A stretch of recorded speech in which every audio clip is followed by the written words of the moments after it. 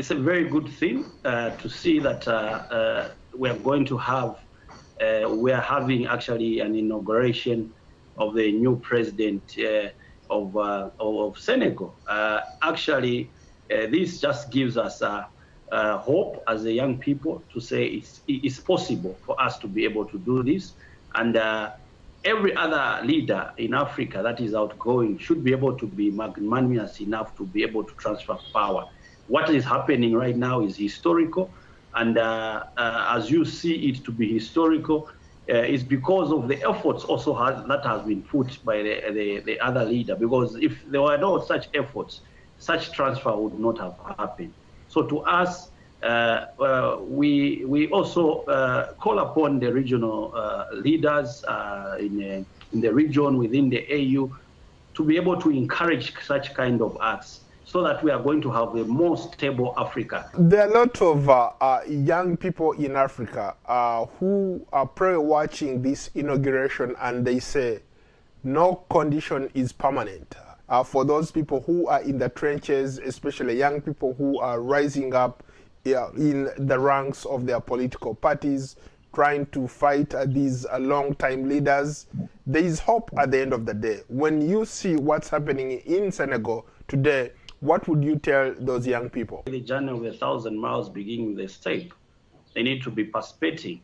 They need to be in structures. They need to be in the, activism groups. They need to start doing something, because you don't just become. He didn't just become and became president overnight. He had to go through a number of processes. And what I would encourage young people is that those processes, they make you stronger. They make you understand some of the things that you are able to do. I watched the video of the outgoing Senegalese president, Mr. Macky Sall, and the incoming president. I was overcome with emotion, because this is a young man who has been treated unfairly, locked up on trumped-up charges, and here he is for the first time in his life stepping foot in the State House. It says a lot, and maybe perhaps a lot of African leaders need to watch stuff like that and learn from it. Yeah, I think that's a good thing, because at the end of the day, what is important is that when you lose an election, you realize that it's bigger than you, and there has to be peaceful transfer of power.